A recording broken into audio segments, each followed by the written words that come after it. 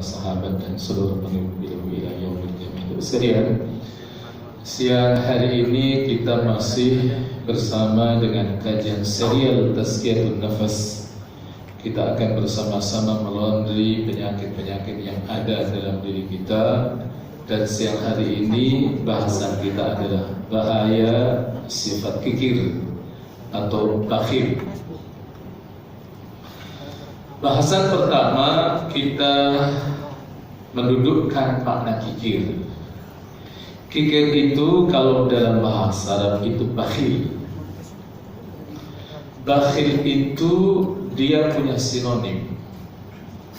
Sinonimnya itu adalah asyuhu. Ada al-bukhlu, ada asyuhu. Dalam bahasa Indonesia biasanya sama-sama diartikan dengan pelit, dengan kikir. Cuma kata al-bukhlu wa syuhu itu dalam terminologi Tazkiyatun Nafas itu memiliki satu penekanan dari dua kata itu, yaitu kata asyuh. Kalau al-bukhlu itu orang pelit terhadap dirinya sendiri. Pelit terhadap dirinya, terpelit terhadap orang lain. Berbeda dengan asyuh. Asyuh itu dia pelit sama orang lain dan terhadap dirinya sendiri. Perlu contoh atau tidak? Perlu contoh. InsyaAllah di saat Allah anugerahkan kepada kita rezeki yang banyak, dan di beberapa daerah Allah uji kepada mereka musibah-musibah. Sebagai seorang mukmin tentunya ketika kemudian Allah anugerahkan nikmat rezeki berupa harta, idealnya kan kita membantu mereka. Tapi ternyata kita menahan harta kita, dan inilah yang disebut dengan al-bukhl. Tapi ada orang yang terhadap orang lain pelit, tapi terhadap dirinya sendiri juga pelit. Gajinya 10 juta, gajinya 20 juta, gajinya 30 juta, tapi apa yang terjadi? Makannya setiap hari istiqomah makan tahu itu. Dia tidak pernah memberikan materi kepada orang, terhadap dirinya sendiri juga pelit. Nah, itu namanya asyuh. Kata asyuh itu ada di dalam Al-Quran yang mulia. Dan dalam surat Al-Hasyr pada ayat yang ke-9 itu kita menemukan kata syuh. Allah Ta'ala berfirman, A'udzu billahi minasyaitonir rajim. Walladzina tabawwa'u ad-dara wal imana min qablihim yuhibbuna man hajara ilaihim wa la yajiduna fi sudurihim hajatan mimma utu wa yu'thiruna 'ala anfusihim walau kana bihim khasasah wa man yuqa shuhha nafsihi faulaika humul muflihun. Kata Allah Ta'ala ini dalam surat Al-Hasyr ayatnya ayat yang ke-9. Ayatnya sudah tadi kita baca, sekarang coba kita lihat terjemahnya. Walladzina tabawwa'u ad-dara wal imana dan orang-orang yang telah menempati kota Madinah dan telah beriman sebelum kedatangan mereka, yaitu kaum Muhajirin, yang tidak lain mereka adalah kaum Ansar. Sekalipun bisa jadi ada sebagian dari kita yang bertanya-tanya, kok sebelum Rasulullah ke Madinah kok ada populasi kaum muslimin di Madinah, ini mereka berislamnya seperti apa? Jadi keislaman penduduk Madinah itu diawali dengan Islamnya sekitar 73 penduduk Madinah sebelum Rasulullah SAW melakukan hijrah ke Madinah, di mana mereka 73 orang ini sedang melakukan ibadah haji. Rasulullah SAW mendakwahi mereka dan ternyata mereka menerima dakwah Rasulullah SAW, dan kemudian mereka melakukan baiat atau janji setia di satu tempat di Mina namanya Aqabah. Sumpah setia Aqabah itu terjadi 2 kali. Yang pertama lebih sedikit dari yang kedua jumlahnya 73 orang. Jadi Inilah yang nanti akan menjadi embrio populasi kaum muslimin di Madinah. Dan di antara sahabat-sahabat Rasulullah SAW yang ikut dalam Bai'atul Aqabah yang kedua ada sahabat Rasulullah SAW yang meninggal terakhir kali di Madinah, yang tidak lain adalah Jabir bin Abdullah. Maka jangan kaget kalau kemudian sebelum Rasulullah SAW datang ke Madinah, ternyata di Madinah sudah ada populasi kaum muslimin. Sekalipun memang awal-awal mereka berat menjalani kehidupan mereka, karena apa? Masyarakat Madinah yang terdiri dari dua kabilah besar, Aus dan Khazraj, ini punya sentimen etnis yang sangat luar biasa dahsyatnya. Sehingga ketika Rasulullah SAW waktu itu mengamanahkan kepada sahabat Rasulullah SAW bersama mereka pulang ke Madinah, yaitu sahabat Mus'ab ibnu Umair. Tugas Mus'ab ibnu Umair sangat berat, mempersatukan kabilah Aus dan Khazraj yang sebelum Rasulullah SAW datang ke Madinah. Itu mereka sebagaimana dikatakan oleh Syekh Mubarak Furi dalam kitabnya Ar-Rahiqul Maktum maupun Dr. Said Ramadan Al-Buti dalam kitabnya Fiqhu As-Sirah, itu mereka sempat perang selama 40 tahun tanpa henti antara Aus dan Khazraj. Maka nanti kita akan dapatkan riwayat mengatakan kalau nanti ini orang Aus dan Khazraj yang sudah masuk Islam ini, Bapak Ibu sekalian, nanti kalau orang Aus itu mengimami, awal-awal itu orang Khazraj gak mau kan? Kalau orang Khazraj yang mengimami, orang Aus gak mau jadi makmum awal-awal. Tapi nanti kalau Mus'ab bin Umair yang jadi makmum, dua-duanya mereka mau. Tapi akhirnya Allah melembutkan hati mereka. Setelah itu mereka saling mengimami satu dengan yang lain. Nah, dikatakan oleh Allah, yuhibbuna man hajara ilaih, mereka itu mencintai orang-orang yang berhijrah kepada mereka, itu kaum muhajirin. Wala yajiduna fi sudurihim hajatan mimma utu wa yu'thiruna ala anfusihim walau kana bihim khasasah. Dan mereka orang-orang Ansar tiada menaruh keinginan dalam hati mereka terhadap apa-apa yang diberikan kepada mereka kaum muhajirin, dan mereka mengutamakan orang-orang muhajirin atas diri mereka sendiri sekalipun mereka dalam kesusahan. Inilah yang disebut dengan al-ithar. Al-ithar itu a'la maratibil ukhuwah. Tingkat strata ukhuwah yang paling tinggi itu adalah ithar. Ketika kita bisa mendahulukan saudara kita saat kita butuh. Kalau kita mendahulukan saudara kita saat kita nggak butuh, itu relatif enteng, Pak. Kita butuh, tapi apa yang terjadi? Ternyata kita bisa mendahulukan orang lain. Saya pernah membaca satu tulisan. Buku itu judulnya adalah Happy Ending. Saya sempat baca waktu naik kereta dari Jakarta ke Cirebon. Begitu saya baca, dan satu di antara tulisannya adalah tentang Isa. Ada seorang bapak-bapak namanya Pak Asep. Dia punya istri namanya Bu. Masya Allah. Ini bapaknya, ini suaminya Asep, ibunya Masya Allah. Namanya Bu Asih, bukan Bu Asep. A-nya sama gitu kan. Namanya Bu Asih. Dikhawatir nanti kalau kemudian disandarkan pada suami, kalau Nabi Nuh istrinya bunuh gitu ya. Kalau Nabi Lot, nah itu malah repot itu, Pak. Apa yang terjadi? Kalau sekalian rahimahumullah, Pak Asep ini ketika dia masih usia 30 tahun, dia sudah punya tekad untuk menunaikan ibadah haji. Dia bukan seorang PNS, bukan pegawai di sebuah BUMN, di UMD. Dia punya usaha warung. Ya cukuplah untuk survive di kampung, dan juga untuk sekedar nabung bisa. Itu dia punya tekad, pokoknya nanti ketika saya usia 50 tahun saya harus haji. Nabung, Pak. Kadang 1.000, kadang 2.000, kadang 5.000, kadang 10.000.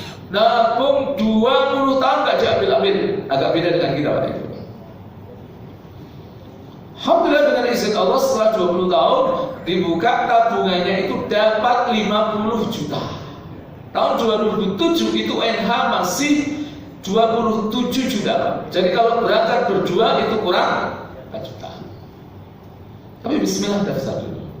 25 juta satu orang dapat kursi. Tapi ketika Pak Asep dengan Bu Asep ini berangkat mau daftar, ternyata ada informasi tetangganya masuk rumah sakit dan rumah sakitnya di kelas 3. Dan mari kita lihat bagaimana sikap Pak Asep. Setelah mendengar informasi bahwa sesungguhnya tetangganya itu masuk rumah sakit dan kemudian pada akhirnya ia mendapatkan informasi sementara dalam genggamannya ada uang 50 juta dan tetangganya ini ia harus operasi dan membutuhkan dana 50 juta, persis uang yang ada dalam genggamannya, Pak. Saya sering berpikir kalau itu kita yang menghadapi fenomena seperti ini, kira-kira uang kita tetap kita gunakan untuk mendaftarkan haji, untuk daftar haji, atau haji kita tunda, Pak? Halo. Jadi kira-kira yang mana, Pak? Tetap haji atau hajinya tunda dan kemudian uangnya ini kita kasihkan sama tetangga kita yang sakit. Inilah bedanya kita dengan Pak Asep. Pak Asep ini bukan nabi, dia bukan, ia orang biasa. Tapi subhanallah, ia bilang sama istrinya, Bu, kita tunda saja haji kita. Gak elok kita daftar haji sementara tetangga kita sakit dan butuh uang 50 juta. Gimana kalau uang ini kita berikan saja kepada tetangga kita? Berikan, Pak, bukan pinjamkan. Kalau kita mungkin diberikan atau dipinjamkan, Pak? Pinjamkan kira-kira 100% atau 50% atau 10%, Pak. Itu baliknya juga bisa jadi 1 pekan juga suruh balik, Pak. Masya Allah. Jadi Pak saya bilang sama saya, udah kita kasihkan saja. Udah nanti Allah akan mengatur keberangkatan kita ke sana. Ini tetangga kita. Masya Allah, alhamdulillah. Akhirnya istrinya juga menerima. Jadi yang semula mau daftar haji sekarang berangkat menuju ke rumah sakit jenguk tetangganya yang butuh uang 50 juta. Akhirnya Masya Allah jenguk dan bahagianya tetangganya dijenguk. Kalau ada orang sakit itu kita menjenguknya pasti insya Allah yang kita besok yang kita jenguk itu bahagia. Karena banyak orang itu ingat saudaranya ketika dalam keadaan apa, tapi ketika dalam keadaan sempit malah nggak dijenguk, Pak. Itu terbalik. Alhamdulillah Pak Asep orang yang sangat ideal dalam keislamannya. Akhirnya ia kemudian menyerahkan uang 50 jutanya kepada tetangganya yang ia sedang berada di kelas 3 di rumah sakit. Bahagianya tetangganya. Ini adalah rezeki min haitsu la yahtasib. Setelah itu tidak lama kemudian Pak Asep pulang. Setelah Pak Asep pulang, dokter yang ia menginformasikan bahwa tetangga Pak Asep ini harus dioperasi dan diminta untuk menyiapkan uang 50 juta, datang tanya sama tetangganya Pak Asep, maaf Bapak, uang 50 jutanya sudah siap atau belum? Sambil senyum-senyum tetangganya Pak Asep pas yang itu berkata, alhamdulillah Pak Dokter sudah siap. Sambil senyum-senyum Pak, karena orang punya duit dengan enggak punya duit itu kira-kira sama atau beda-beda? Berbeda gitu, kayaknya banyak pengalaman juga kan. Alhamdulillah dengan ceria. Tapi betapa dokter ini kan bingung juga, Pak. Ini pasien saya ini di kelas 3, suruh nyari duit 50 juta, cepatnya luar biasa, Pak. Akhirnya agar dia tidak suudzon, akhirnya tanya sama pasiennya, Pak, minta maaf, boleh nggak saya tahu sumber dari uang Bapak? Uang Bapak itu dari mana? Akhirnya pasiennya cerita, beberapa jam yang lalu ada tetangga saya yang datang ke sini meminta, mestinya ia harus daftar haji. Tapi apa yang terjadi karena dia mendengar informasi saya sakit, akhirnya uang hajinya itu dikasihkan kepada saya semuanya. Masya Allah. Dan ini tetangga saya itu orang biasa saja, ini hasil nabung 20 tahun Pak Dokter. Masya Allah, lemes itu dokter. Pulang sampai di rumah, ia melakukan kontemplasi, duduk di sofa, merenung, ya Allah, di zaman seperti ini kok ada orang sebaik itu, ya Allah.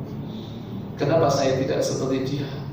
Sementara saya diberi rezeki oleh Allah melimpah, dokter yang profesional, harta saya melimpah, mobil saya aja 4, rumah saya tingkat, uang saya berlipat-lipat, istri saya 1 kan, isinya 1 kan.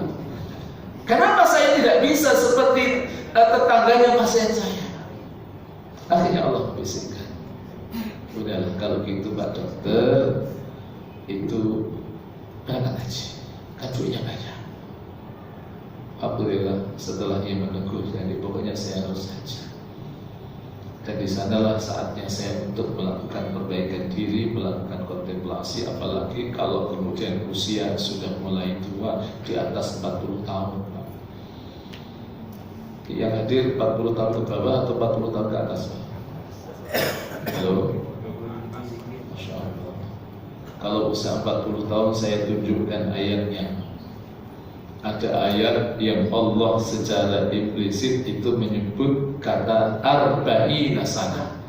Ini ayatnya ada dalam surat yang ke-46, surat Al-Ahqaf, ayatnya ayat yang ke-15. Wa wassaynal insana biwalidayhi ihsana.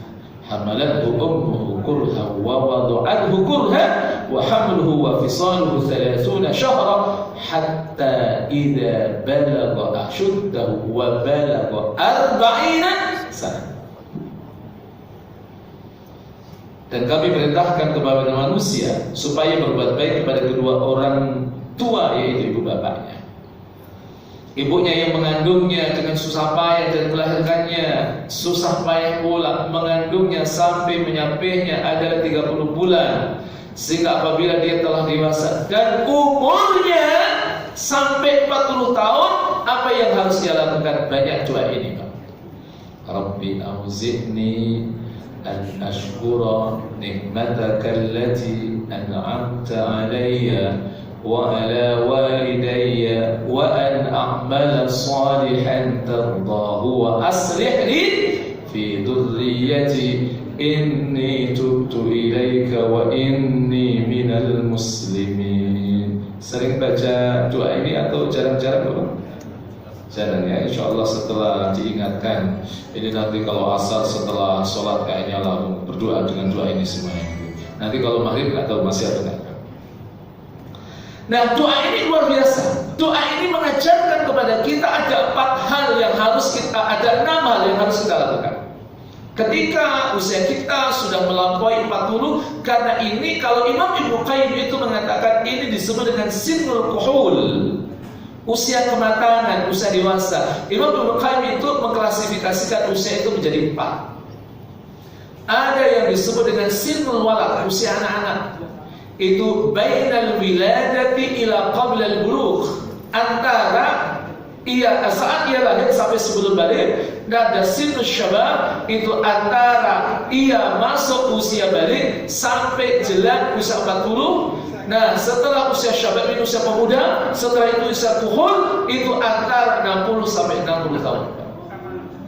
Usia kematangan, usia kedewasaan. Dan 60 tahun ke atas itu disebut dengan usia syuyukh, usia tua, antara 60 sampai menghadap kepada Allah Subhanahu wa taala. Ini kalau usia 40 ke atas, pertama yang perlu kita maknai adalah dalam Rabbi auzi'ni an ashkura ni'mataka allati an'amta alayya. Wahai Tuhanku, anugerahkan kepadaku, yaitu agar aku bisa bersyukur kepada nikmat Engkau yang Engkau berikan kepada Engkau. Yang pertama, perbanyak syukur. Tapi syukur itu tidak hanya kita mengatakan alhamdulillah, kita berterima kasih kepada Allah atas nikmat yang Allah anugerahkan kepada kita. Tapi syukur itu ada rukunnya, kan?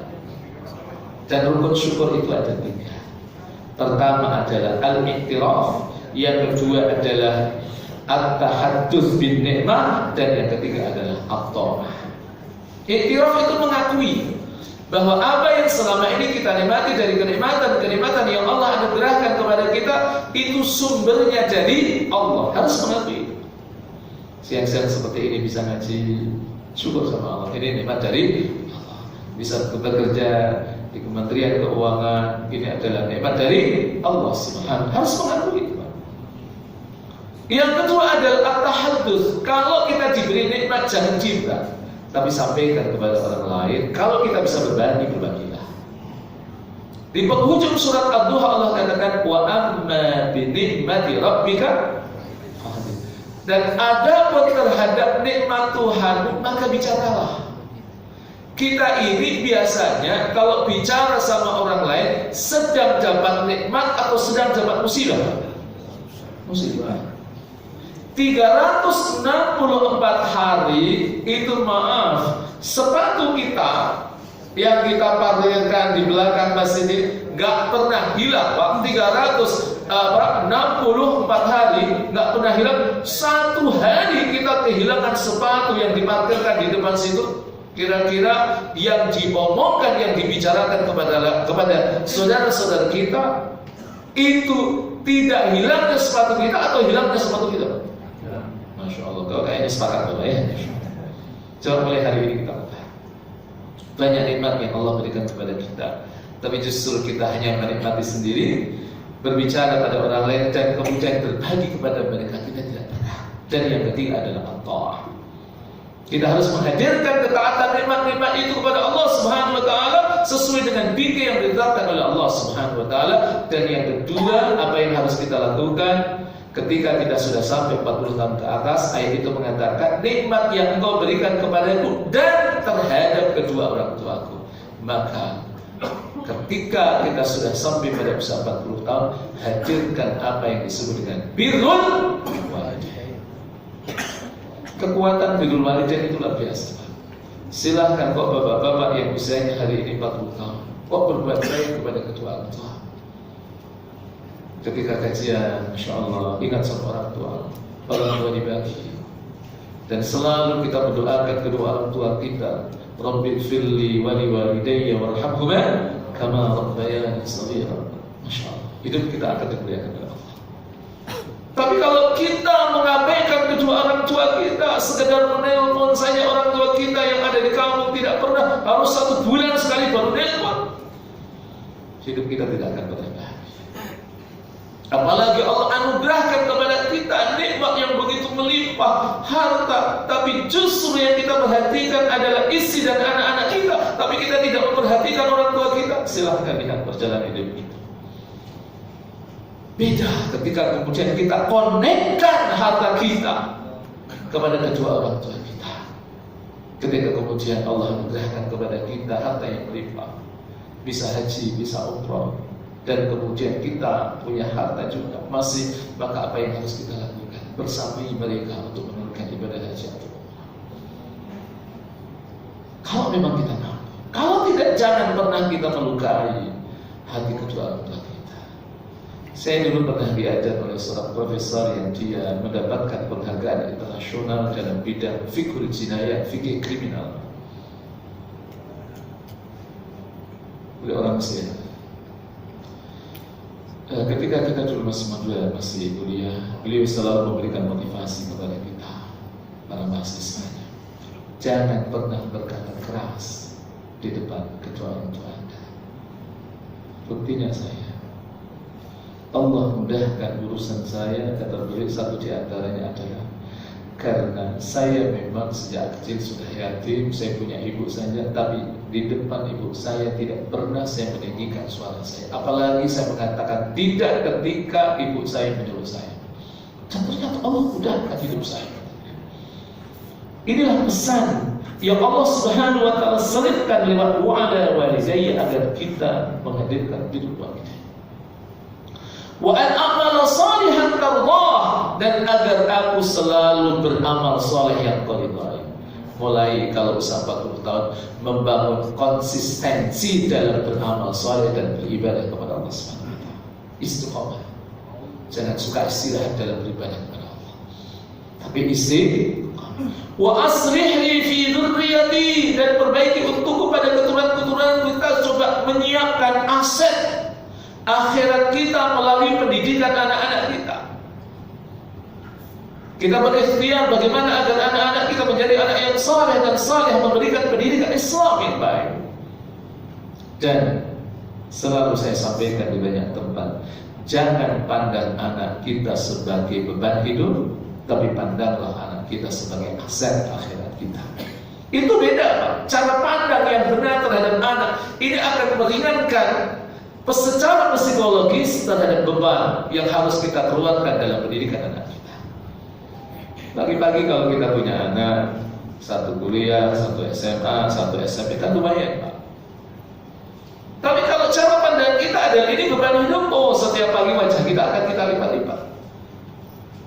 Tapi ketika kita memandangnya ini adalah aset akhirat kita sekolahkan, dan kemudian kita sekolahkan, kita didik dengan pendidikan seimbang, yaitu antara pendidikan agama dan pendidikan umum, apa yang terjadi? Kita akan merasakan kebahagiaan. Karena toh saya mengeluarkan uang berjuta-juta ini juga nanti untuk kemaslahatan saya. Ketika nanti saya meninggal dunia, anak saya menjadi anak yang saleh.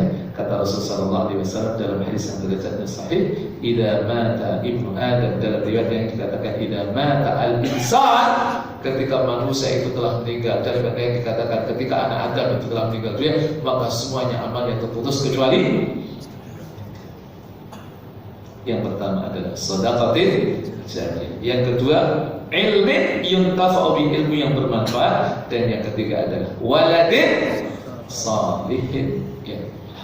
Walad itu beberapa ulama mengatakan anak biologis.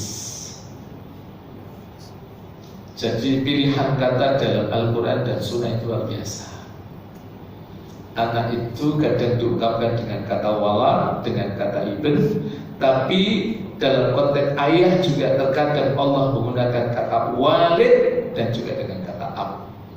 Walid itu orang tua biologis, sementara ab itu bisa jadi ayah biologis dan ayah ilmu pengetahuan. Nah, yang kelima apa? Inni tubtu ilaika, sesungguhnya aku bertobat kepada engkau. Usia 40 tahun, cepat-cepatlah back to Allah, bertobat kepada Allah dengan taubatan. Jangan menunggu usia 50 tahun. Jangan menunggu 60 tahun, Pak. Kelamaan. Baru saja kita semuanya diingatkan oleh Allah Ta'ala dengan jatuhnya pesawat Lion. Dan itu kan juga teman-teman bapak-bapak sekalian kan, diantaranya mungkin ya mereka alumni STAR ya, sebagian mereka. Saya yakinnya mereka tidak pernah membayangkan bahwa hari itu, hari Senin berbayar. Senin kan waktu itu ya. Tanggal berapa? 27 atau 28? Atau lupa? Itu adalah jadwal kematian mereka. Mereka melakukan aktivitas rutin karena ada yang jadi kepala kantor, yang kasih dan lain sebagainya. Mereka pagi-pagi punya kebiasaan rutin, hari Senin pagi subuh sudah berangkat, nanti Jumat sore pulang. Itu pesawat juga sudah sering dinaiki. Tapi ternyata Allah Ta'ala membuat takdir bahwa pesawat itu harus jatuh dan kemudian mereka meninggal dunia. Inilah kematian. Allah tidak membocorkan jadwal kematian kita sehingga kita secepatnya bertobat kepada Allah. Dan satu lagi adalah wa inni minal muslimin, meneguhkan keislaman kita. Kenapa? Karena kita ketika meninggal ingin dalam keadaan happy. Jadi kita kembali kepada al-bukhlu. Ini baru mukadimah ya. Mukadimahnya setengah jam lagi. Jadi kikir dalam bahasa itu disebut dengan bakhil.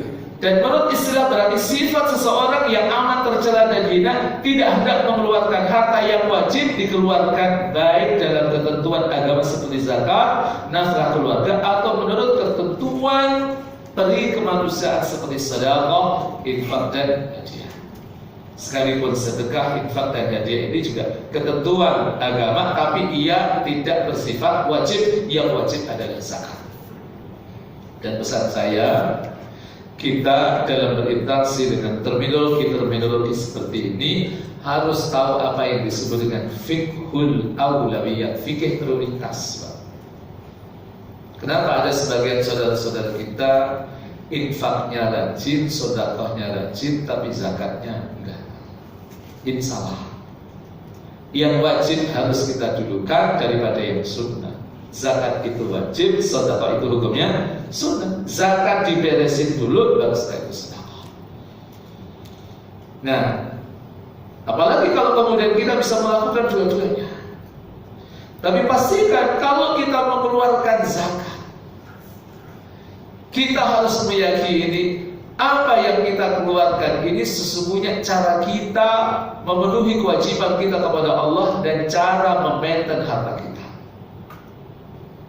Karena setiap hari ada informasi kenabian, itu ada dua malaikat yang turun di muka bumi ini. Ahaduma yaqul, satu dari keduanya berkata, Allahumma a'ti munfiqan khalaqa. Ya Allah, berikan orang yang berinfak yang ganti.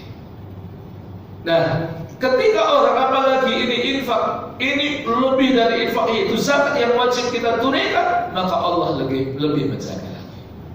Silahkan lihat. Kok ada orang-orang ia diberi kesuksesan dalam bisnisnya, dari karirnya, kok ia menjaganya dengan mengeluarkan zakat, insya Allah hartanya akan selamat. Tapi kalau kemudian ia lupa diri, ia tidak mengeluarkan zakatnya, maka harta itu akan diambil oleh Allah, dan itu terlalu mudah bagi Allah. Kita temukan dalam hidup ini, bisa jadi ada orang hari ini kaya raya, tahun yang akan datang itu miskin raya. Mungkin ada dia Pak? Miskin raya atau miskin banget Pak? Nah, itu terlalu mudah bagi Allah Subhanahu wa ta'ala. Contoh yang paling mudah, apa yang terjadi di Palu. Satu hari sebelum terjadi musibah itu kan banyak orang yang kaya raya, masih punya rumah mewah, mobilnya mewah, dan punya aset, mungkin tanah dan lain sebagainya, sawah. Tapi ketika terjadi musibah itu, rumahnya hancur, mobilnya nggak tahu kemana, dan kemudian sawahnya juga tidak lagi bisa digunakan untuk menggarap tanah, bercocok tanam padi sekaligus. Itu kan terlalu mudah bagi Allah. Sebagaimana ketika Allah Subhanahu wa ta'ala juga ingin mengubah nasib seseorang melalui pintu zakat, itu juga terlalu mudah bagi Allah Subhanahu wa ta'ala. Meniti karir di instansi kita tempat bekerja, insya Allah biasa-biasa, tapi kita dekat dengan Allah, ada promosi jabatan, ternyata kita terpilih, bahkan kadang melampaui orang-orang yang lebih dahulu dari kita. Itu terlalu mudah bagi Allah Subhanahu wa ta'ala. Nah, inilah yang dimaksud dengan kikir. Nah, Imam Ibnu Jauzi dalam kitabnya At-Tibbu Ar-Ruhi mendefinisikan kikir sebagai sifat enggan menunaikan kewajiban, baik harta benda atau jasa. Ini menurut Imam Ibnu Al-Jauzi. Ibnu Jauzi dalam kitabnya At-Tibbu Ar-Ruhi. Berikutnya larangan berbuat bakhil. Di mana kita mendapatkan ayat yang menjelaskan larangan berbuat bakhil? Yang pertama di dalam surat Al-Isra, surat yang ke-17. Ayatnya ayat yang ke-29, Allah Ta'ala berfirman, A'udzu billahi minasyaitonir rajim, wa la taj'al yadaka maghlulatan ila 'unukika wa la tabsutha kullal basti fataq'uda maluman mahsura. Wa la taj'al yadaka maghlulatan ila 'unukika, dan janganlah engkau jadikan tanganmu terbelenggu pada lehermu. Ini maksudnya apa? Larangan bakhil. Jadi tangan terbelenggu pada leher itu artinya ia tidak mau berbagi. Wala tabsudha kullal basti, tapi juga jangan pula engkau terlalu mengulurkannya. Artinya sangat memurah lagi, sangat royal sekali.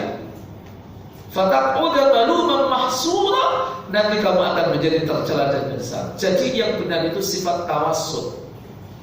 Terlalu royal juga nggak boleh, paling banget juga nggak boleh.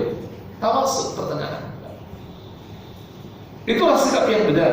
Tidak boleh seorang mukmin ia bakhil, tapi seorang mukmin dia terlalu royal yang pada akhirnya ia tidak bisa memanage dirinya, akhirnya jatuh kepada kepelitan dan kebangkrutan, kemudian kita menyesal. Yang kedua, firman Allah Ta'ala di dalam surat Al-Lail ayat 8 sampai 11. Allah Ta'ala berfirman, A'udzu billahi minasyaitonir rajim, wa amma man bakhila wastarja wa kadzdzaba bil husna fasanuyassiruhu lil yusra wa ma yughni 'anhu maluhu idza faqir. Dan adapun orang yang kikir dan merasa dirinya cukup tidak perlu pertolongan Allah serta mendustakan pahala yang terbaik, balasan Allah, fasanuyassiruhu lil yusra, maka akan kami mudahkan baginya jalan menuju kesengsaraan, kesukaran. Jadi orang diberi kelimpahan oleh Allah Ta'ala, tapi ia menahan hartanya, ia tidak mau menginfakkan hartanya di jalan Allah Rabbul Alamin, maka Allah akan menjadikan jalan menuju kesengsaraan, kesulitan dalam hidupnya. Maka selalu saya sampaikan bahwa kebahagiaan itu tidak paralel dengan kelimpahan. Ada orang-orang yang hidupnya melimpah tapi tidak bahagia. Ada tuh ya? Banyak. Hartanya melimpah tapi istrinya tak karuan. Hartanya melimpah tapi anaknya narkoba. Anaknya punya banyak masalah. Ada atau tidak? Kenapa? Maaf. Karena hartanya dia tahan, dia tidak infakkan di jalan Allah. Jangan ada di antara kita seperti itu. Efeknya itu, kalau orang pelit yang merupakan manifestasi sikap antisosial itu, kalau nanti meninggal dunia, Pak, itu biasanya sakaratul maut. Satu saat saya pernah diminta untuk mengisi satu acara di rumah seseorang. Saya sebelumnya nggak tahu. Ketika acara itu sudah berlangsung, saya juga nggak tahu itu siapa. Ternyata beliau adalah Ketua Pokja urusan haji DPR RI. Saya nggak usah sebutkan namanya untuk menjaga kode etik. Waktu itu saya kaget juga ketika ditelepon, Ustaz nanti ngisi di, tapi yang telepon bukan beliau, keluarganya. Nanti mengisi di rumah saya, dan kemudian nanti materinya tentang sakaratul maut. Tentang sakaratul, ya saya jelaskan tentang sakaratul maut. Setelah saya selesai, keluarganya meminta beliau untuk memberikan testimoni karena ternyata beliau adalah mantan Ketua Majelis Ulama Indonesia juga.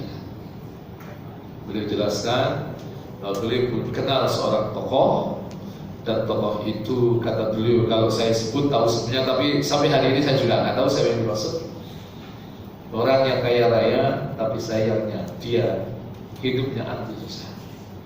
Anaknya diberi kemudahan oleh Allah, rezeki yang berlimpah, tapi kalau anaknya mau nyumbang masjid, Pak, nah silahkan nyumbang masjid, tapi jangan banyak-banyak, Pak. Macam orang gue kan. Itu ketika meninggal kata beliau itu susahnya luar biasa, sampai keluarganya malu. Itulah bahaya bakhil, Pak. Jadi benar ketika Allah mengatakan fasam yasilul usra, maka kami mudahkan bagi jalan menuju ke surga, termasuk saat-saat sakaratul maut. Kan kita ingin bahwa saat meninggalkan dalam keadaan happy ending kan. Dan ada sebuah fakta yang disampaikan oleh Rasulullah SAW dalam hadis yang diriwayatkan Imam Bukhari, innalil mauti lasakarat, sesungguhnya kematian itu ada sekarat. Itu benar. Maka sifat filantropi, sifat kedermawanan itulah yang nanti akan membantu kita saat kita meninggal itu dalam keadaan husnul khatimah. Itu enteng, Pak. Kita melihat orang yang meninggal itu kan ada dua. Ada yang enteng saat sholat, masya Allah sujud terus gak bangun-bangun. Ada atau tidak? Ada yang tidur terus gak bangun-bangun. Ada atau tidak? Ini saya gak nyindir, Bapak. Ini lagi jelasin, kira saya nyindir. Jadi ada yang tidur terus, dan itu aja, Pak. Satu saat ada seorang ibu-ibu, dia telepon saya, Ustaz, bisa nggak saya konsultasi untuk pembagian warisan? Silahkan, kalau memang ada hal yang bisa dibantu. Akhirnya beliau dengan temannya menemui saya, dan saya tanya, Ibu, maaf, siapa yang meninggal? Ayahnya atau ibunya? Tidak dua-duanya, Ustaz. Lantas siapa yang meninggal? Suami saya. Kecelakaan? Tidak. Lantas ada penyakit tertentu? Kok enggak, gimana? Inilah yang saya bingung. Jadi suami saya itu pengurus masjid. Tapi bapak-bapak yang pengurus masjid tenang saja, Bapak ya. Jadi suami saya itu pengurus masjid. Pas hari Ahad, hari Minggu itu ya seperti biasa, karena pas di rumah jelang-jelang duhur itu bilang sama saya, Ma, saya mau ke masjid ya sholat jamaah. Iya, tentunya sebagai seorang istri saya bahagia. Berangkat ya suaminya ke masjid. Qabliyah, azan, setelah itu tahiyatul masjid, setelah itu ada azan, setelah itu beliau qabliyah, setelah itu berjamaah, setelah itu ba'diyah, setelah itu zikir, Nah, setelah itu karena memang banyak pengurus masjid hadir, akhirnya ngobrol sebentar dengan pengurus masjid dan topiknya adalah terkait dengan kemasjidan. Setelah saya pulang bilang sama saya, Ustaz, Mas, saya mau tidur-tiduran ya. Lazimnya orang tidur-tiduran itu lama atau sebentar? Tapi saya tunggu setengah jam kok gak bangun. Karena saya ada kegiatan, saya melanjutkan jalan-jalan, suami saya terlalu lelah. Makanya yang tidurnya lama itu kan biasanya lelah. Yang kedua, saya tunggu sampai 1 jam gak bangun juga. Mungkin lelah banget gitu. Nah setelah 2 jam saya tunggu kok gak bangun-bangun. Akhirnya saya sampai di kamar, ternyata suami saya tidak lagi ada nafas dan urat nantinya itu tidak ada gerak. Saya langsung larikan ke rumah sakit. Jam 4 itu ternyata ada dokter yang keluar dari UGD bilang sama saya, maaf ibu, suami Anda telah meninggal dunia. Itu tidur, tapi tidur terus Pak. Tapi orang tidur, kemudian tidur terus, tapi setelah melakukan sholat berjamaah, kira-kira meninggalnya husnul khatimah atau su'ul khatimah? Itu yang kita inginkan. Jadi jemaah sekalian, rahmatullah wa azzakumullah, hadirkan sifat filantropi dan hindari sifat kepelitan. Apa sih yang menjadikan orang bakhil? Minimal ada 4. Yang pertama, karena hartanya merasa milik sendiri. Ini enak saja, dikasihkan sama orang. Saya ini dapatnya susah payah. Saya untuk mendapatkan harta itu harus berangkat dari Depok, dari Bekasi sampai ke Hayamuruk, capek. Tapi ia lalai, kalau harta itu adalah pada hakikatnya adalah pemberian Allah Subhanahu. Itu kayak korun. Korun itu kan kaya raya, tapi ia mengklaim bahwa harta yang ia gapai itu adalah hasil jerih payah sendiri. Hati-hati kalau kemudian kita ada seperti itu. Korun itu akhirnya dibenarkan oleh Allah. Bapak Ibu nanti bisa lihat di dalam surat yang ke-29 ayat yang ke-40. Allah berfirman, a'udzubillahi minasyaitonir rajim, fakullan akhadna bidzanbi, maka masing-masing itu kami azab mereka bidzanbihi, disebabkan karena dosanya. Faminhum man arsalna alaihi hasiba wa minhum man akhadathu sayha wa minhum man khasafna bil ard wa minhum man aghraqna wa ma kana Allah liyadlimahum walakin kanu anfusahum yadlimun. Fakullan akhadna bidzanbi, maka masing-masing itu kami azab mereka disebabkan karena dosanya. Maka di antara mereka ada yang kami timpakan kepadanya hujan batu kerikil, dan di antara mereka ada yang ditimpakan suara keras yang mengguntur, dan di antara mereka ada yang kami benamkan ke dalam. Silakan nanti dilihat di dalam tafsir Ibnu Katsir, itu yang dimaksud orang yang dibenamkan di bumi adalah qaum yang ia mengklaim kekayaannya itu adalah buah jerih payah sendiri, tidak ada kaitannya dengan Tuhan. Maka inilah yang harus kita hindari. Pastikan apa yang kita nikmati ini berasal dari Allah Subhanahu wa taala. Yang kedua, karena takut harta mereka berkurang. Ia tidak percaya dengan apa yang disampaikan oleh Rasulullah SAW. Mana qasamalun min sadaqah, harta itu tidak akan berkurang ketika dia sedekah. Tapi tidak percaya. Secara logika memang, ya kalau kita punya uang 1 juta diinfakkan 100.000, ya tinggal 900. Tapi dalam pandangan Allah ini harta kita tidak berkurang. Karena apa? Allah memberikan keberkahan. Silahkan bapak-bapak lihat. Kok kita usai infak, kita usai zakat, itu kita akan merasakan ada keberkahan yang sangat luar biasa. Istri yang biasanya agak rewel-rewel sedikit, ternyata ini kok masya Allah mulai agak rewel. Anak yang semula agak rewel-rewel sedikit mulai lurus-lurus saja, masya Allah. Itu keberkahan yang sangat luar biasa. Nah, itu apa yang harus kita yakini. Firman Allah Taala dalam Al-Baqarah ayat 68, "Asy-syaitanu ya'idukumul faqra wa ya'murukum bil fahsya." Hati-hati dengan syaitan. Syaitan ini bisa dari kalangan jin dan bisa dari kalangan manusia. Yang jin itu namanya iblis. Jadi kalau bapak-bapak ingin mendalami tentang manuver iblis, silahkan buka di dalam surat yang ke-7 ayat 16 sampai ayat yang ke-17. Itu ternyata iblis itu memiliki manuver-manuver yang sangat luar biasa. thumma la'atiyannahum min baini aydihim wa min khalfihim wa an aymanihim wa an syama'ilihim wa la tajidu aktsarahum syakirin. Itu dalam surat 7 ayat yang ke-17.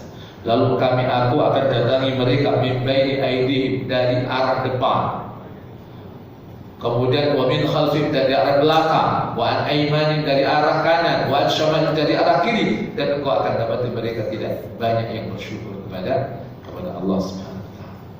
Dari arah depan kita diragukan dengan peristiwa-peristiwa yang terjadi pada yaumul kiamah. Dari arah belakang kita diciptakan pada dunia akhirnya kita tidak mau berbagi pada orang lain. Dari arah kanan kita dijadikan menjadi ragu terhadap agama. Karena apa? Ternyata memang kalau kita ingin belajar agama itu godaannya berat yang luar biasa. Siang-siang seperti ini jam istirahat paling enak ngapain Pak? Masya Allah, kok kompak Bapak coba ya. Masya Allah, tapi yang jawab kan nggak tidur kan Pak ya? Alhamdulillah. Ya kalau kita kemudian nggak mau ngaji, akhirnya kan nanti bisa jatuh pada talbisul haq bil batil, mencampur adukan antara hak dan batil kan. Dari arah kiri kita digemarkan untuk hal-hal yang tidak memberikan manfaat kepada kita, tidak memberi juga pada dosa dan maksiat. Apa yang saya sampaikan silahkan lihat di dalam tafsir Al-Quran Al-Azim karya Imam Ibnu Katsir ketika beliau menjelaskan surat yang ke-7 ayat yang ke-17. Maka hati-hati, asyaitonu ya'idukumul faqra wa ya'muru bil fahsya. Setan itu menjadikan menakut-nakuti kemiskinan kepadamu, jangan banyak infak, nanti harta kamu habis. Ya kan? Yang enak, yang bagus kau tabung saja. Tapi belum bisa menikmati harta yang mati Pak. Artinya apa yang terjadi? Anaknya nggak diurus, nggak dididik, hartanya jadi sumber konflik anak-anaknya. Wa ya'murukum bil fahsya, dan menyuruh kepada perbuatan keji. Wallahu ya'idukum maghfiratan minhu wa fadlan. Sedang Allah menjanjikan ampunan dan karunia kepadanya. Wallahu wasi'un alim. Dan Allah adalah Maha Luas dan Maha Mengetahui. Yang ketika tidak punya rasa kasihan. Tidak punya rasa kasihan ini satu di antaranya adalah karena terkait dengan hati. Itu hati itu kalau sudah keras Pak, makanya hati ini harus kita jaga baik-baik Pak. Harus sering kita bersihkan. Kita bersihkan dengan apa? Dengan sarana-sarana ibadah yang Allah Ta'ala wajibkan kepada kita. Lakukan secara maksimal, dampaknya insya Allah hati kita bersih. Allah Ta'ala wajibkan kita sholat. Allah wajibkan kita zakat lah. Allah wajibkan kita saum lah. Maka insya Allah hati kita akan bersih. Kalau hati kita bersih, maka hadir di dalam hati kita sifat ar-rahmah, yaitu kasih sayang pada orang. Dan yang keempat, merasa dirinya lebih dari orang lain. Akhirnya muncul kesombongan, meremehkan orang lain. Ngapain saya bantu dia? Itu Mas sekalian. Berikutnya Mas sekalian rahimahullah, ini bahaya sifat bakhil. Bahaya disebut bakhil tercantum dalam beberapa surah Al-Quran seperti dua ini. Surat Ali Imran 180.